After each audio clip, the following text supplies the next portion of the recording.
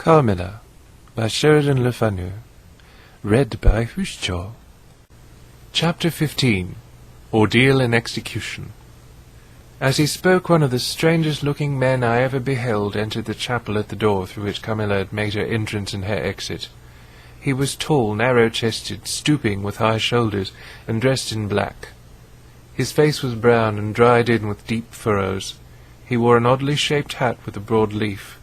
His hair, long and grizzled, hung on his shoulders. He wore a pair of gold spectacles and walked slowly with an odd shambling gait, with his face sometimes turned up to the sky and sometimes bowed down towards the ground, seemed to wear a perpetual smile. His long thin arms were swinging, and his lank hands in old black gloves, ever so much too wide for them, waving and gesticulating in utter abstraction. "The very man!" exclaimed the general, advancing with manifest delight. "My dear Baron, how happy I am to see you! I had no hope of meeting you so soon." He signed to my father, who had by this time returned, and leading the fantastic old gentleman, whom he called the Baron, to meet him. He introduced him formally, and they at once entered into earnest conversation. The stranger took a roll of paper from his pocket and spread it on the worn surface of a tomb that stood by. He had a pencil case in his fingers, with which he traced imaginary lines from point to point on the paper, which, from their often glancing from it together at certain points of the building, I concluded to be a plan of the chapel. He accompanied what I may term his lecture with occasional readings from a dirty little book whose yellow leaves were closely written over. They sauntered together down the side aisle opposite to the spot where I was standing, conversing as they went. Then they began measuring distance by paces, and finally they all stood together, facing a piece of the side wall, which they began to examine with great minuteness, pulling off the ivy that clung over it, and rapping the plaster with the ends of their sticks, scraping here and knocking there. At length they ascertained the existence of a broad marble tablet, with letters carved in relief upon it. With the assistance of the woodman, who soon returned, a monumental inscription and carved escutcheon were disclosed. They proved to be those of the long-lost monument of Michala, Countess Karnstein. The old general, though not, I fear, given to the praying mood, raised his hands and eyes to heaven in mute thanksgiving for some moments. "Tomorrow," I heard him say, "the commissioner will be here, and the inquisition will be held according to law." Then, turning to the old man with the gold spectacles, whom I have described, he shook him warmly by both hands and said, "Baron, how can I thank you? How can we all thank you? You will have delivered this region from a plague that has scourged its inhabitants for more than a century. The horrible enemy, thank God, is at last tracked." My father led the stranger aside, and the general followed. I know that he had led them out of hearing, that he might relate my case, and I saw them glance often quickly at me as the discussion proceeded. My father came to me, kissed me again and again, and leading me from the chapel said, "It is time to return, but before we go home we must add to our party the good priest who lives but a little way from this, and persuade him to accompany us to the schloss." In this quest we were successful, and I was glad, being unspeakably fatigued when we reached home, but my satisfaction was changed to dismay on discovering that there were no tidings of Carmilla. Of the scene that had occurred in the ruined chapel no explanation was offered to me, and it was clear that it was a secret which my father for the present determined to keep from me.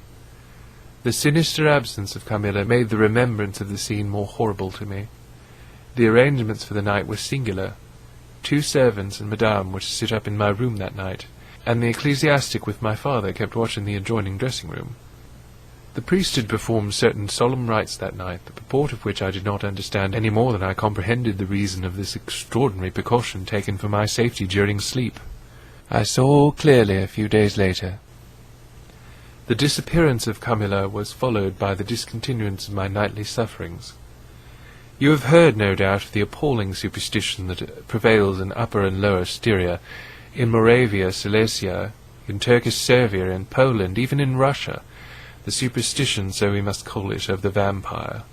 If human testimony, taken with every care and solemnity, judicially, before commissions innumerable, each consisting of many members, all chosen for their integrity and intelligence, and constituting reports more voluminous perhaps than exists upon any one other class of cases, is worth anything, it is difficult to deny or even to doubt the existence of such a phenomenon as the vampire.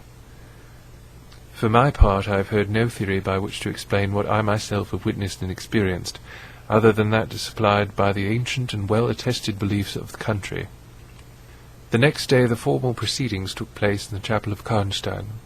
The grave of the Countess Mikala was opened, and the General and my father recognized each his perfidious and beautiful guest in the face now disclosed to view. The features, though 150 years old, had passed since her funeral, were tinted with the warmth of life. Her eyes were open. No cadaverous smell exhaled from the coffin. The two medical men, one officially present, the other on the part of the promoter of the inquiry, attested the marvellous fact that there was a faint but appreciable respiration, and a corresponding action of the heart. The limbs were perfectly flexible, the flesh elastic, and the leaden coffin floated with blood, in which to a depth of 7 inches the body lay immersed. Here, then, were all the admitted signs and proof of vampirism. The body, therefore, in accordance with the ancient practice, was raised, and a sharp stake driven through the heart of the vampire, who uttered a piercing shriek at the moment, in all respects such as might escape from a living person in the last agony. Then the head was struck off, and a torrent of blood flowed from the severed neck. The body and head was next placed on a pile of wood and reduced to ashes, which were thrown upon the river and borne away, and that territory has never since been plagued by the visits of a vampire.